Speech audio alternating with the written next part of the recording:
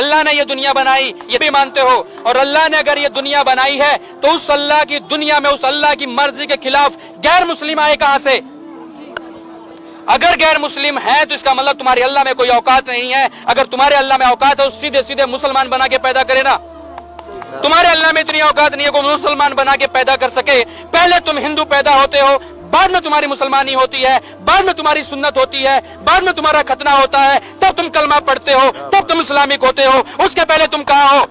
سچائی کو سویکار کرو۔ سچائی کو سویکار کرنے کی ہمت ہونی چاہیے، اتنا گٹس ہونا چاہیے، اتنی اوقات ہونی چاہیے، اتنا آتم وشواس آپ کو صرف ہندوؤں میں، بھارتی پرمپراؤں میں، ویدک پرمپراؤں میں ہی ملتا ہے، انیتھا کہیں اور نہیں ملے گا۔ ہمارے آخری پیغمبر محمد صلی اللہ علیہ وسلم فرماتے کہ ہر انسان، ہر بچہ جب پیدا ہوتا ہے وہ دین الفطر میں پیدا ہوتا ہے۔ دین الفطر مطلب وہ مسلمان جیسا پیدا ہوتا ہے۔ مسلم کا مطلب وہ انسان جو اپنی زندگی اللہ، بھگوان، ایشور، اپنے خالق کے مطابق بسر کرتا ہے۔ جو انسان اپنی زندگی اپنے خالق، اپنے اللہ کے کہے ہوئے احکامات کے مطابق بسر کرتا ہے، اسے کہتے ہیں عربی میں مسلم۔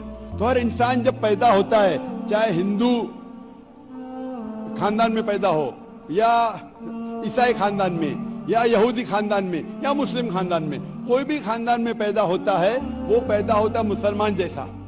اس کے بعد اس کے والدین، اس کے بڑے، اس کے ٹیچرز اسے سکھاتے ہیں۔ اگر صحیح چیز سکھاتے تو وہ صحیح راستے پہ رہتا ہے، ورنہ وہ دوسرے راستے پہ بھٹک جاتا ہے۔ ہو سکتا ہے کہ بت پرستی کرنے لگے، وہ مورتی پوجا کرنے لگتا ہے، ہو سکتا ہے وہ آگ کی پوجا کرنے لگے۔ اسی لیے اگر کوئی غیر مسلم بنتا ہے، اردو میں اکثر کہتے ہیں نو مسلم، جو غلط ہے۔ انگریزی میں کہتے ہیں convert. Convert means going from one track to the other, which is wrong۔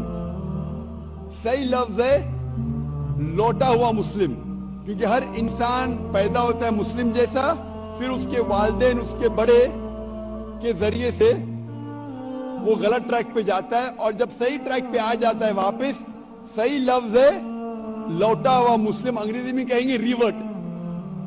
اکثر ہم کہتے ہیں نو مسلم، جو اسلامی تعلیمات کے مطابق غلط ہے۔ صحیح لفظ ہونا چاہیے لوٹا ہوا مسلم، ریورٹ۔ اور آپ کا سوال تھا کہ اللہ نے تمہیں مسلم کیوں نہیں بنایا؟ اللہ نے تمہیں مسلم ہی بنایا۔ ہو سکتا ہے کہ بچپن میں آپ کے بڑے، آپ کے والدین، آپ کے ٹیچر آپ کو صحیح راستہ نہیں دکھا سکے اور آپ غلط راستے پہ گئے، لیکن اس کے باوجود آپ اللہ کو دوشی نہیں ٹھہرا سکتے۔ آپ یہ پوچھ سکتے کہ اللہ نے کیوں مجھے ہندو خاندان میں پیدا کیا؟ اگر مسلم خاندان میں پیدا کیا ہوتا، ہو سکتا ہے کہ میں مسلمان ہوتا۔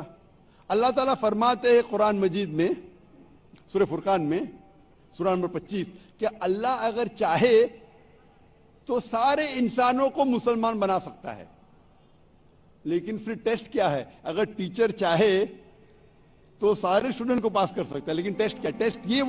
ٹیسٹ وہ ہوتا ہے کہ ٹیچر صحیح تعلیم دینے کے بعد امتحان لیتا ہے، جو آدمی صحیح جواب دیتا ہے وہ پاس ہوتا ہے، جو غلط دیتا ہے فیل ہوتا ہے۔ تو اللہ تعالیٰ نے سارے انسانوں کو اپنا آخری پیغام دے چکا ہے قرآن مجید۔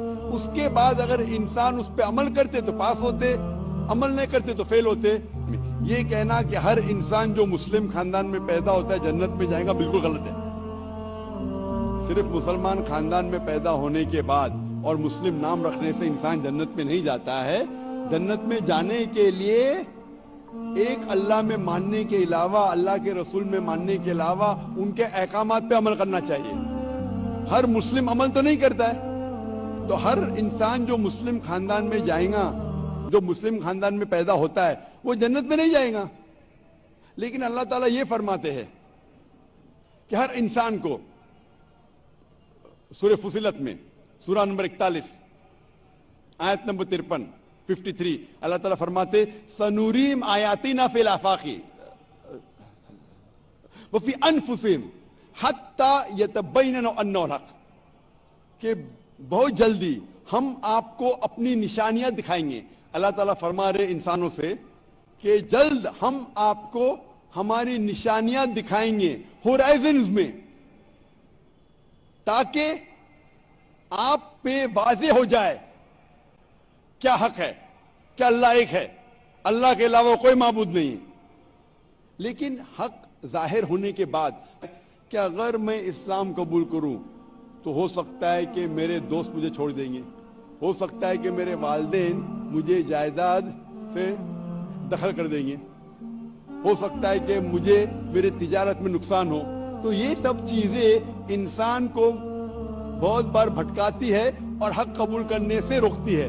لیکن آخرت کے دن کے اوپر آپ یہ اللہ سے کمپلین نہیں کر سکیں گے کہ مجھے کسی نے بھی اسلام کے بارے میں نہیں کہا، اور آپ کو بھی، آپ آج اس مجلس میں آ چکے ہیں اور میں نے لاکھوں لوگ کے سامنے آپ کو واضح کیا ہے کہ خدا ایک ہے، اس کے علاوہ کوئی معبود نہیں، اور محمد صلی اللہ علیہ وسلم اس کے آخری پیغمبر ہے۔ اگر آج آپ اس بات کو نہیں مانیں گے تو کل آپ یہ کمپلین نہیں کر سکیں گے، آپ شکایت نہیں کر سکیں گے اللہ سے کہ مجھے پتا نہیں تھا۔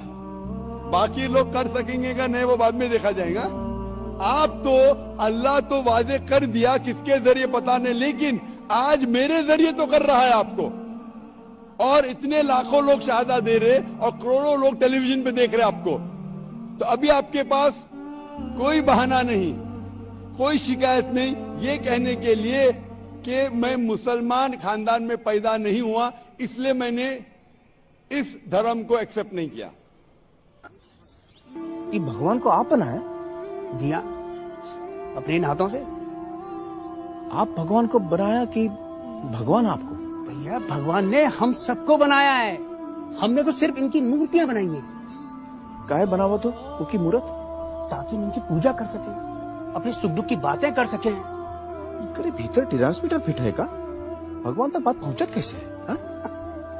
ارے بھگوان کو کسی ٹرانسمیٹر کی ضرورت نہیں پڑتی، وہ ڈائریکٹلی سن لیتا ہے۔ ڈائریکٹلی سنت ہے تو پھر یہ مورت کی کیا ضرورت ہے؟ ارے کیا کروں اس کا یار، دھندا بند کروائے گا کیا؟ کیا آج آپ کو لگتا ہے، چاہے آپ رام کی بات کریں، کرشن کی بات کریں یا سائی بابا کی بات کریں، ان میں سے کسی کی بھی پوجا نہیں ہونی چاہیے؟ تو سائیں کی مورتی کی کریں تو بہت ہی گندا غلط ہے، اور رام اور کرشن کی بھی کریں تو یہ رام اور کرشن کے ساتھ بھی انیائے ہے۔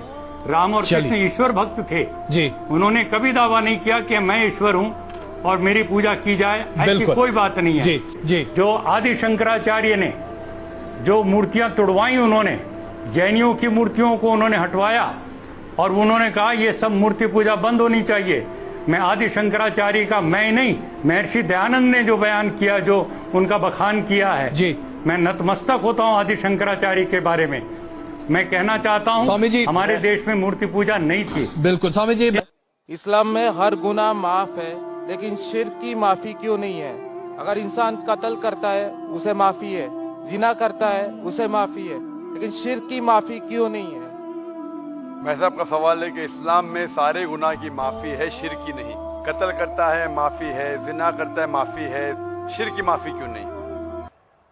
آپ قرآن مجید کے بارے میں ذکر کر رہے جو سورہ نساء میں ہے، سورہ نمبر 4 آیت نمبر 48 اور آیت نمبر 116۔ ان دو آیتوں میں سورہ نساء سورہ نمبر 4 میں لکھا ہے کہ اگر اللہ چاہے تو کوئی بھی گناہ کو معاف کر سکتا ہے، لیکن شرک کو کبھی نہیں معاف کرے گا، کیونکہ جو شرک کیا ہے وہ بہت بھٹک چکا ہے۔ تو اس میں یہ نہیں لکھا ہے کہ اب زنا کریں گے تو معاف کرے گا ہی، کر سکتا ہے اگر آپ توبہ کریں گے تو۔ اگر آپ توبہ کرتے کہ میں نے زنا کیا ہوں، میں نے قتل کیا ہوں، مجھے معاف کر دے اور انشاءاللہ میں آئندہ نہیں کروں گا، تو اللہ معاف کرے گا۔ اسی طریقے سے شرک بھی، اگر آپ شرک کرتے ہیں اور اللہ سے معافی مانگتے ہیں کہ میں اگلی بار شرک نہیں کروں گا، تو اللہ شرک کو بھی معاف کر سکتا ہے، لیکن شرک کی حالت میں مریں گے تو معافی نہیں۔